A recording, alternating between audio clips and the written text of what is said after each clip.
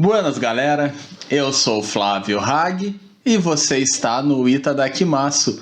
E sim, o Itadakimasu ainda existe. Hoje a gente está voltando depois de uma pausa meio grande, né? E como vocês podem ver, cenário novo, mas para falar dos velhos problemas de sempre, né? O Itadakimasu tá de volta e hoje a gente vai falar de Fairy Tail.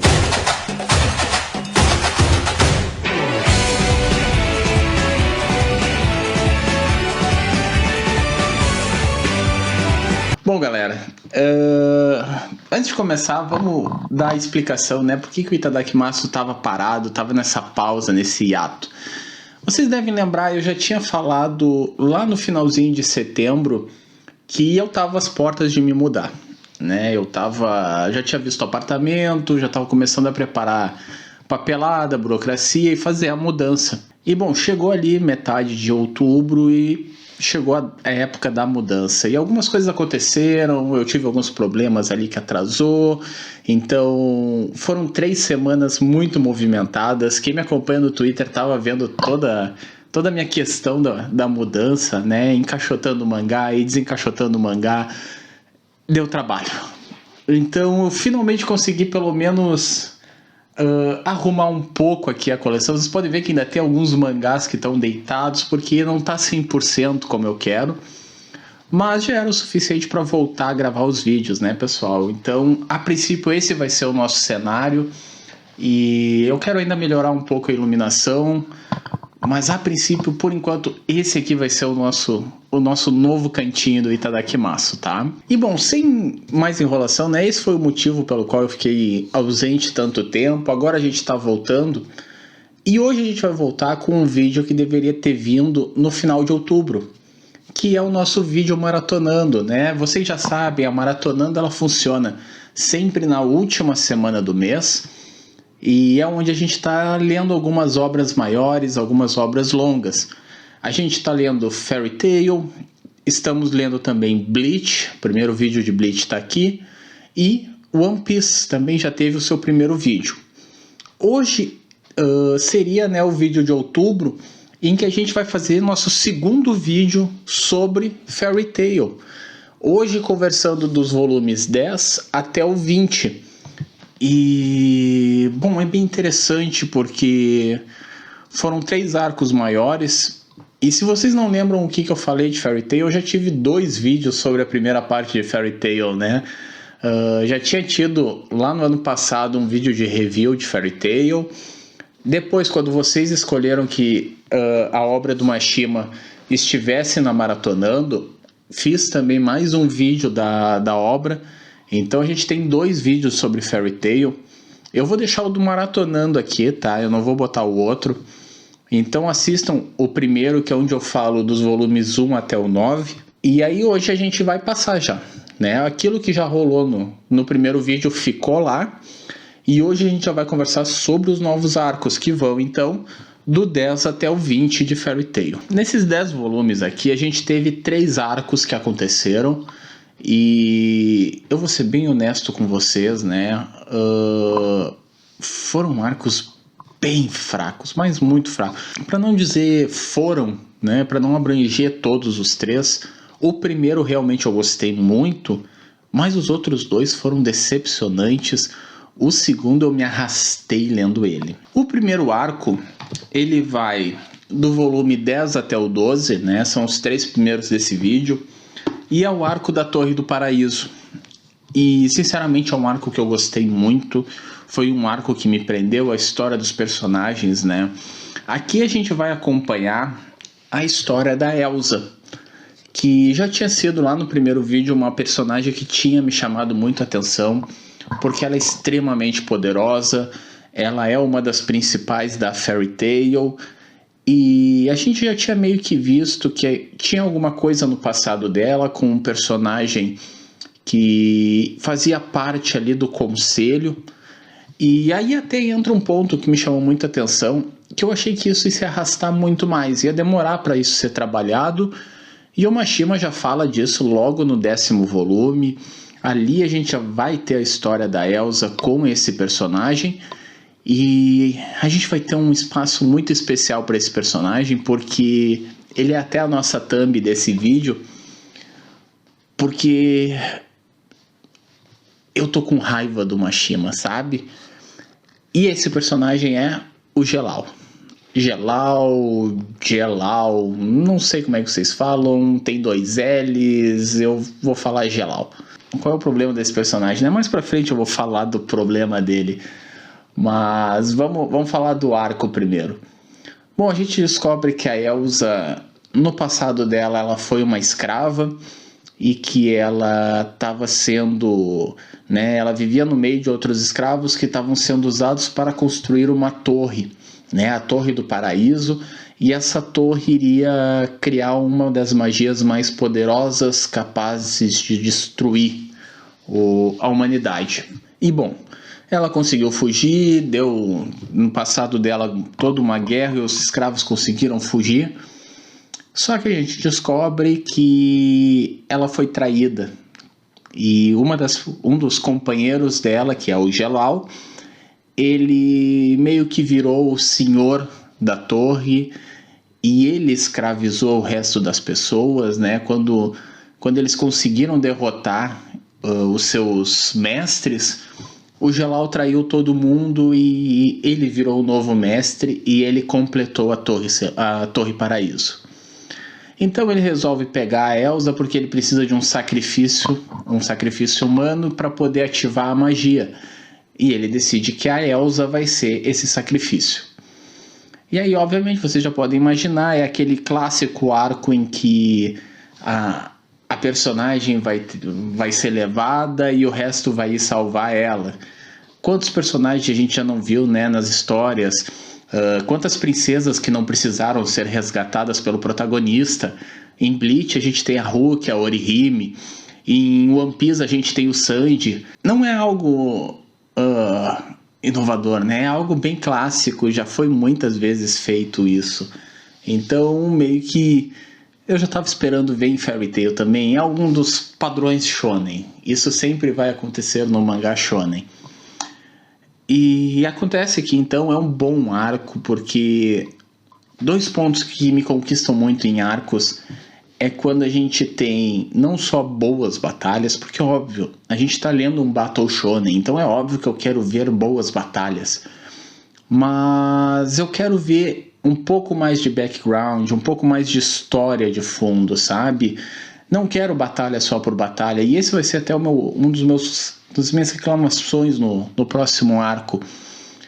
Eu quero ver história também, e esse arco da Elsa nos entrega uma história bem interessante, um pouco o sentimento da Elsa, porque ela sabia o que o Gelal estava fazendo, e ainda assim ela fugiu para poder salvar os outros, porque o Gelal ameaçou que ele iria matar todo mundo se a Elsa voltasse.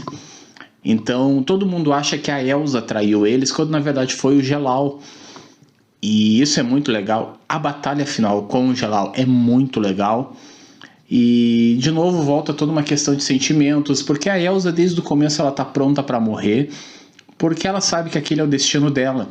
E o Natsu, como um bom protagonista, ele não quer aceitar isso e ele vai lutar contra isso. Então é muito interessante ver. Um outro ponto bem positivo é que a gente tem a entrada de uma personagem nova na guilda, que é a Júvia. E, putz, eu adoro ela. E vocês devem ter ligado o nome. A Júvia, ela é uma das vilãs do arco da Phantom Lord, aquele arco que eu tinha gostado bastante no último vídeo. E ela entra pra Fairy Tail, né? Porque ela tinha se apaixonado pelo Grey, então ela fica seguindo ele. E por ela estar seguindo ele, ela acaba caindo de paraquedas no meio do arco para resgatar a Elsa. E como ela ajuda a resgatar a Elsa, tem todo aquele negócio do poder da amizade, que todo mundo olha e diz, não, tu é nossa amiga, tu faz parte do nosso grupo. E ela entra pra Fairy Tail. É bem legal isso. Vamos continuar então os arcos e depois aí eu vou começar a pegar alguns pontos, tá? O próximo arco, que é um arco que... Me desculpa, Helena, eu sei que tu adora esse arco, mas... Putz, esse arco é horrível, pessoal, é horrível. Que é o arco da Batalha da Fairy Tail. ele vai dos volumes 13, 14, 15 e ele pega um pouquinho do 16. E o que é a Batalha da Fairy Tail? Ele nada mais é do que um grande Battle Royale dentro da Fairy Tail. A própria guilda entra em guerra. A gente tem o Laxus aqui, deixa eu ver se aparece bem, o Laxus. Ele já tinha aparecido antes, ele já tinha se mostrado ser um personagem meio babaca. Ele é neto do mestre da guilda e ele decide que a guilda tá ficando fraca, ela tá indo para um caminho, né? Justamente porque dois personagens entram na guilda. Eu acabei de falar da Júvia e o outro que entra é o Gagel, que vocês também devem lembrar, um dos vilões da Phantom Lord. Então são dois personagens da Phantom Lord que entram para Fairy Tail logo depois de ter tido aquela batalha sangrenta. Ainda mais o Gagel, porque o Gagel foi quem torturou membros da Fairy Tail. E, bom, quando eles são aceitos pelo mestre dentro da guilda, até o pessoal fica meio... O que o mestre está fazendo? Por que ele aceitou? E o Laxus acha isso um absurdo. E somando isso com ele achar que só tem gente fraca, né? Ele também acha que a Lucy, que acabou de entrar, é fraca. Ele acha que a guilda está perdendo o seu rumo. Então ele decide dar um golpe de estado na guilda. Ele prende todo mundo, né, dentro de magias de restrição, e ele faz um Battle Royale. O último que ficar vivo vai ser o novo mestre da guilda. Deveria ser um arco interessante, mas ele nada mais é do que um emaranhado de batalhas sem muito sentido, algumas batalhas bem desnecessárias. Eu pego ali que para mim tem apenas 2 bons momentos nesse arco. O primeiro, que é justamente com a Júvia, que acabou de entrar, que a luta dela é uma luta emocionante, porque ela acabou de entrar na guilda, as pessoas desconfiam dela, porque até 2 arcos atrás ela era vilã, né? 3 volumes até, ela era vilã, ela era inimiga, ela fez mal para a guilda. E aí é uma luta muito legal, ela se sacrifica em nome da Fairy Tail. Quando termina o arco, o pessoal vê o que ela fez pela guilda, então é muito legal. E também é interessante porque a gente vai ver não só o Gagel, né, que também entrou junto com a Júvia, mas o Natsu. Esses dois lutando junto é muito legal. Vai se criar uma interação entre eles, porque eles eram inimigos até pouco tempo atrás. Os dois são matadores de dragões, então é interessante. Só que tem os pontos negativos. Para mim é completamente aleatório esse arco, ele não agrega nada. Algumas pessoas até me falaram, Hag, mas o Laxus vai mudar completamente a forma dele ver o mundo depois disso. E ok, eu até posso acreditar nisso. Só que ali, no momento, o jeito que o arco é feito, eu acho que a derrota do Laxus é uma derrota tão forçada, sabe? É uma coisa meio... Eu não vou nem dizer que é por causa do poder do protagonismo, porque antes fosse o poder do protagonismo, é muito mais simplesmente do nada dar um estalo no Laxus e ele percebe que ele não quer mais destruir a guilda, sabe? Ele percebe que todos são companheiros dele. As coisas foram escalando para simplesmente acabar. Ok, tem as consequências no final, o Laxus é expulso da Fairy Tail. E aí a gente tem ali a fantasia, né, que é um desfile da Fairy Tail, é emocionante, é todo mundo fazendo o L, e poxa, ali é legal, é um momento bem bacana, mas é só isso, é um momento bem bacana. E aqui eu já vou entrar num ponto que eu comentei no Twitter, e para mim ainda é um fato. O Mashima, ele sabe fazer ótimos finais de arco. Os finais são sempre muito bons, são emocionantes, eles nos empolgam, eles fazem a gente pensar, uau, que final, e faz parecer que o arco foi bom, mas não, o arco foi uma bomba, o arco foi horrível, mas o Mashima consegue entregar um final que meio que faz a gente relevar um pouco o que aconteceu, e isso já vai se repetir no próximo arco que eu vou falar para vocês.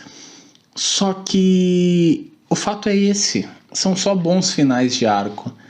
A verdade é que o arco em si não foi nada demais, sabe? Um monte de luta desnecessária. A turma ali do Laxus, né? Ele tem um grupo dele ali, o grupo do Trovão, que são 3 personagens, 3 membros da guilda que seguem o Laxus.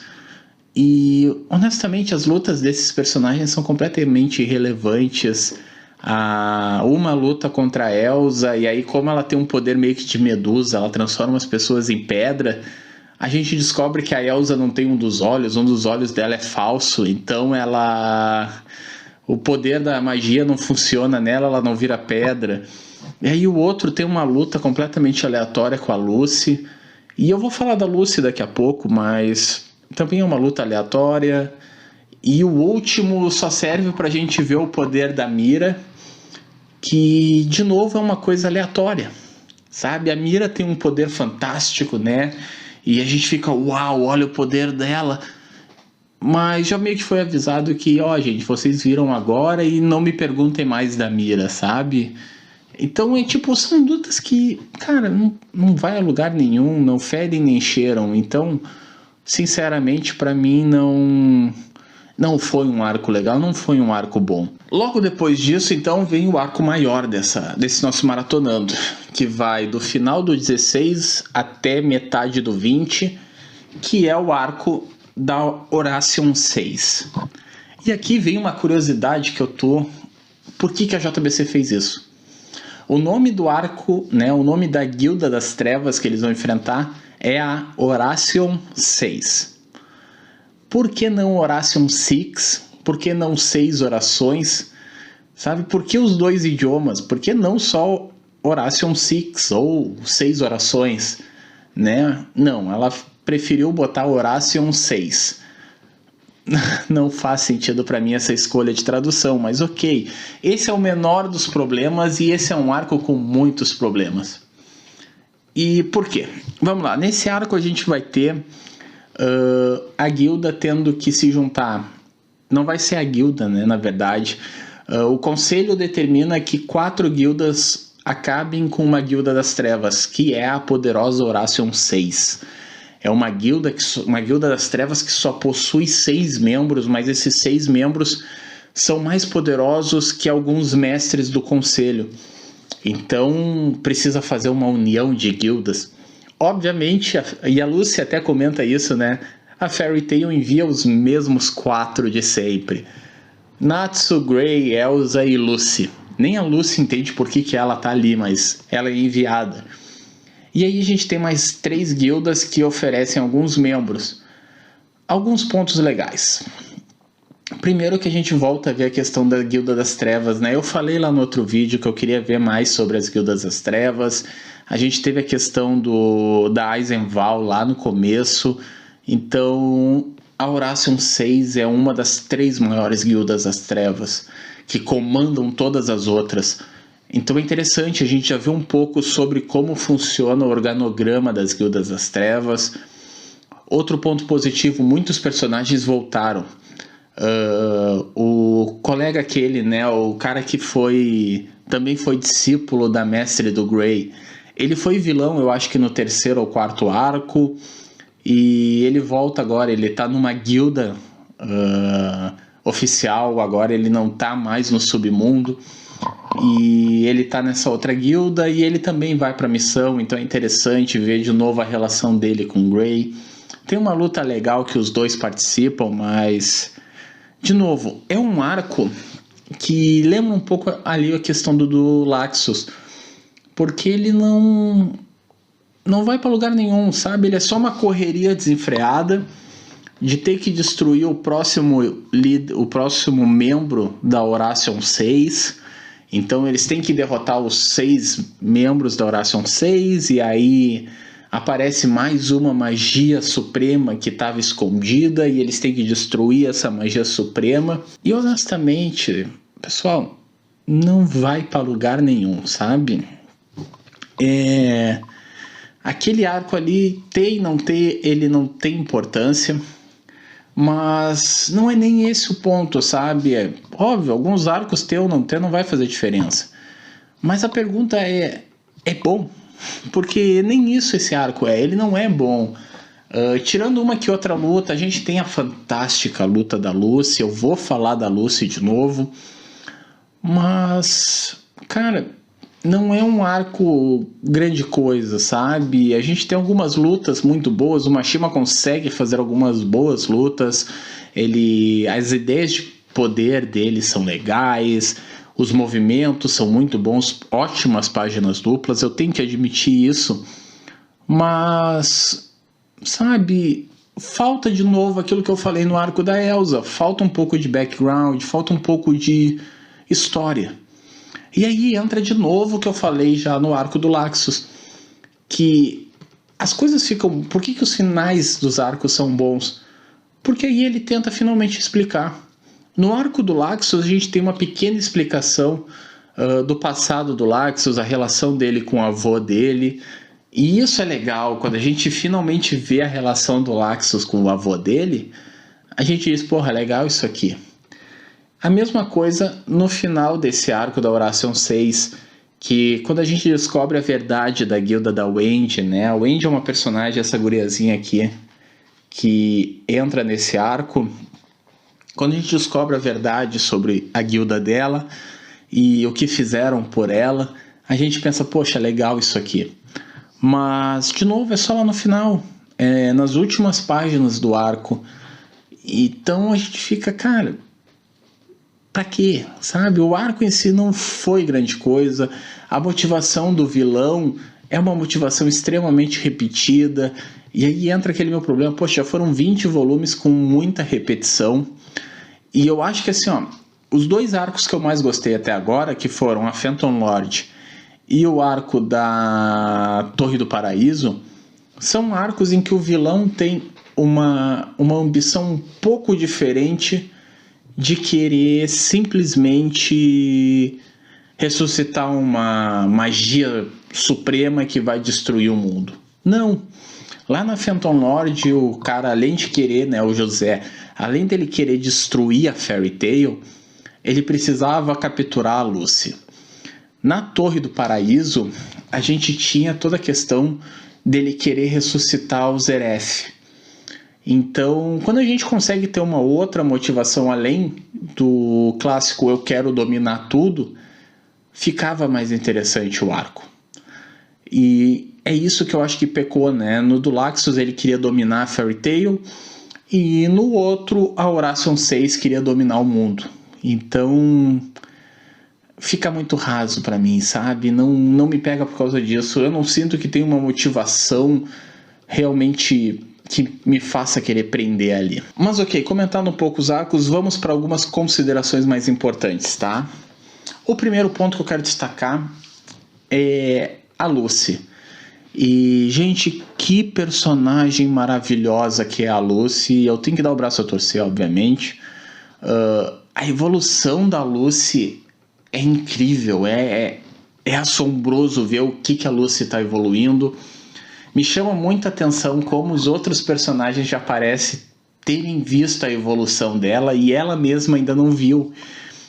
Porque, por exemplo, ela até comenta ali no arco da Horation 6 que é sempre nós 4 que vamos, eu não sei por que eu tô aqui. Mas não, cara, o pessoal já percebeu que sim, ela tem que estar entre os 4. Ela não tá no nível do Mistogan, do Laxus. Ela, obviamente, dos 4, ela ainda é a mais fraca, mas não é um absurdo ela tá viajando do lado do Natsu e da Elsa. Não é mais um absurdo. E falta ela perceber isso, sabe? As lutas dela são sempre muito boas. A luta dela no arco ali do Laxus, que ela vence, e é interessante porque uma das coisas que está me chamando a atenção é a relação dela com os espíritos celestiais dela. E isso é muito legal porque está mostrando uma outra forma de usar a magia. Sempre que aparece algum usuário desse tipo de magia, ele trata os espíritos como se fossem empregados dele, como se fossem escravos, como se fossem só uma magia. Já ela não, ela trata como pessoas, como seres. E é legal ver como eles retribuem isso para ela. No arco da Horation 6 é fantástico, porque ela luta contra uma usuária de espíritos celestiais e chega num ponto que os espíritos não querem lutar contra a Lucy, porque a voz dela toca eles conseguem perceber que ela trata eles diferente. E quando ela gasta toda a magia dela naquela luta, ela não tem mais forças, e ainda assim é necessário que ela salve, ela precisa lutar ainda mais um pouco, porque chega num ponto que eles têm que destruir 6 pilares ao mesmo tempo, e ela é uma das últimas que ainda está em pé. E aí ela não tem mais forças para lutar, ela não consegue nem ficar em pé, e os espíritos aparecem para ajudar ela, mesmo ela não tendo mais força. E isso é muito interessante porque a gente já conseguiu ver que os espíritos precisam do poder da usuária. Eles não podem abrir o portal por vontade própria. Só que quando a Lucy precisa, os espíritos forçam a abertura do portal para salvar ela. Então, é legal. Eu gostei muito de ver como ela está evoluindo e como ela está recebendo... ela tem um respeito dos espíritos que ela usa, sabe?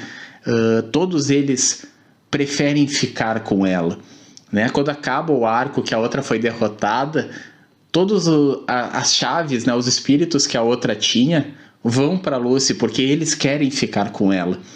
É bem legal isso. Eu tô gostando muito da evolução da Lucy. E agora o último ponto. Vamos falar dele, né? Vamos falar da nossa pedra no sapato, que é o Gelal. Ou como vocês carinhosamente dizem, né, o Gelalverso. Porque, putz, pelo amor de Deus, Mashima, o que tu tem na tua cabeça, cara? Bom, o Gelal, ele tá nos 3 arcos. Mesmo ele morrendo no arco da Torre do Paraíso. Lá no primeiro arco, ele morre porque ele foi derrotado, ele é o vilão, ele foi derrotado. Aí vem o arco da Fairy Tail.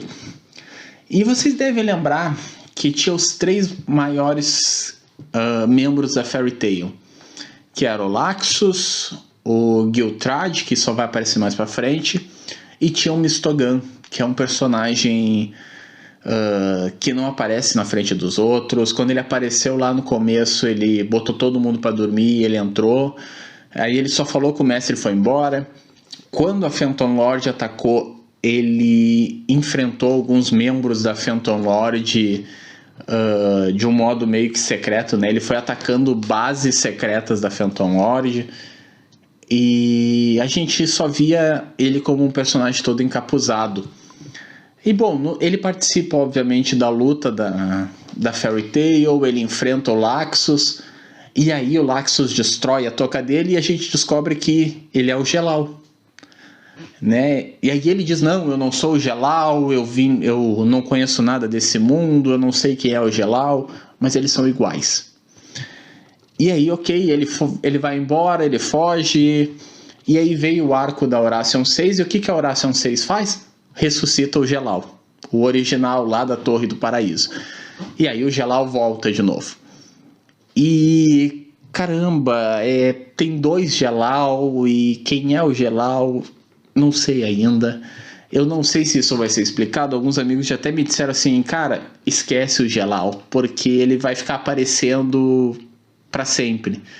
E aparentemente ele aparece até nas outras obras do Mashima. Ele aparece em Rave Master, ele aparece em Eden Zero.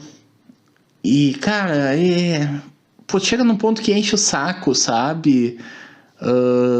Eu tava lendo ali, e aí chegando a Horation 6, não, porque a gente vai ressuscitar aquele cara, então traga o caixão daquele cara. E aí quando ele abre o caixão é a porra do Gelal. E aí cara, pra quê? Sabe? Inventa outro personagem, faz alguma coisa diferente. E cara, é muito chato isso, é muito chato. Eu não suporto mais ver o Gelal aparecer. E todo mundo tava dando risada dizendo que, bom, Hag, isso vai acontecer mais. Então, pelo amor de Deus, Mashima, esquece esse personagem, sabe? Que apego, cara, é um negócio que é insuportável. E eu tenho certeza que ele vai aparecer de novo, né? Porque o Gelal principal tá ressuscitado, então ele foi preso, mas possivelmente ele vai ser solto em algum momento, a Elsa vai precisar encontrar ele. O Mistogan vai aparecer de novo. Eu espero que em algum momento se explique o que é isso, mas eu já não tenho mais expectativa para isso também. Alguns ganchos que ficaram, tá, pessoal? Alguns ganchos. O vídeo já tá ficando longo, paciência. Eu falei para vocês, a Maratonando vai ser um vídeo longo. Mas alguns ganchos que ficaram, tá? A gente viu a questão dos dragões. Ele acontece ali no finalzinho do arco da Torre do Paraíso, começo do arco da Batalha da Fairy Tail.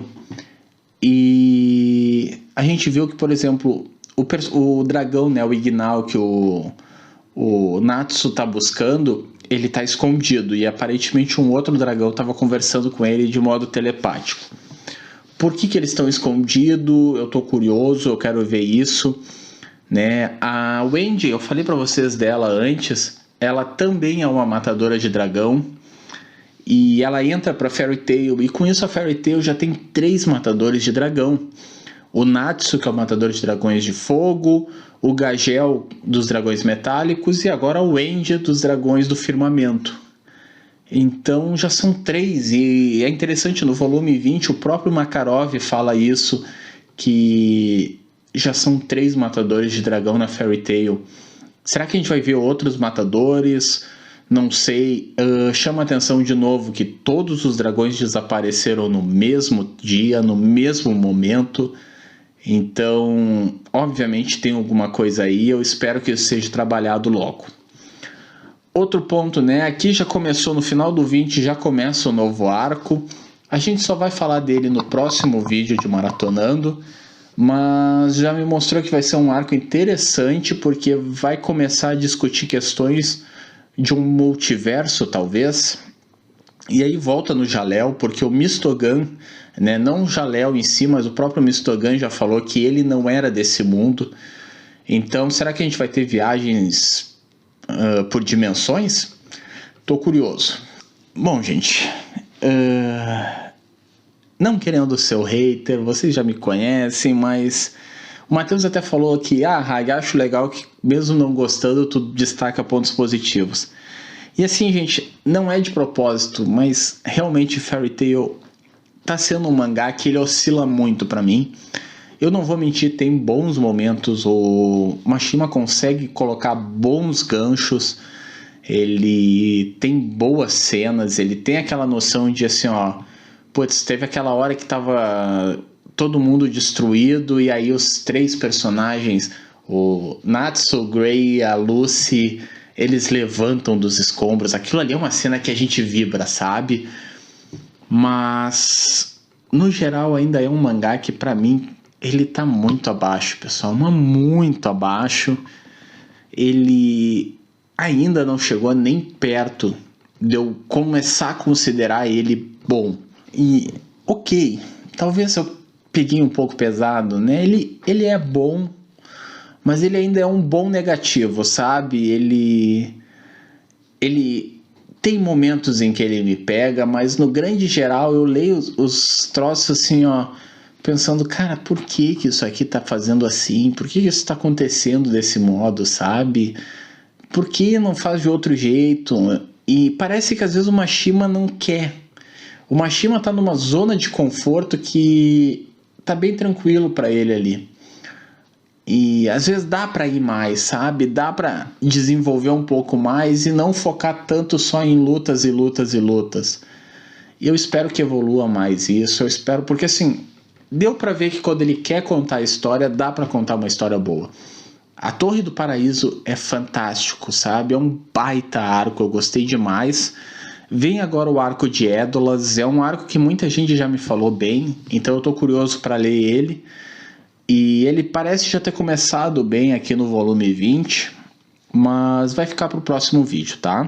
E é isso. Já vou adiantar para vocês, tá? Esse aqui era um Maratonando de outubro. Então isso quer dizer que em novembro a gente vai ter outro Maratonando. Aí, voltando à normalidade do canal, voltando à sua rotina, na última semana de novembro, a gente vai ter o nosso terceiro Maratonando de Fairy Tail. E aí a gente vai falar dos volumes 21 até o 30. E eu acho que no meio ainda vai ter o Fairy Tail 0. Eu vou botar a lista aqui, então se ele tiver no meio ele vai aparecer para vocês.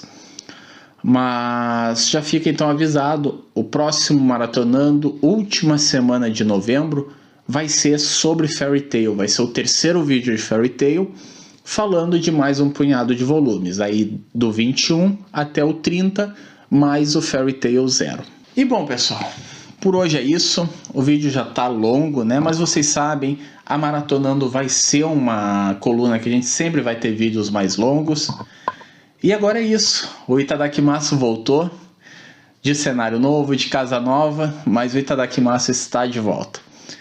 Por hoje a gente fica aqui. Não esqueçam de se inscrever no canal, deixem seu like, compartilhem, comentem, né? Maratonando é pra gente discutir. Eu sei que tem mais gente que tá lendo Fairy Tail comigo. O pessoal comenta às vezes lá no Twitter comigo. Mas comentem aqui também o que vocês estão achando. Apontem os pontos de vocês sobre os arcos. O que vocês também estão pensando. Tem alguma coisa que eu deixei passar que vocês acham que vale a gente destacar? Por hoje a gente fica aqui. Na quinta a gente está de volta. E vai ser um vídeo de uma obra que é surpreendente. É surpreendente, não é um mangá que muita gente fala, mas é um mangá que eu li de um modo completamente despretensioso e eu gostei demais. Tá aqui ele. Na quinta a gente vai falar de Sankaria. Até lá.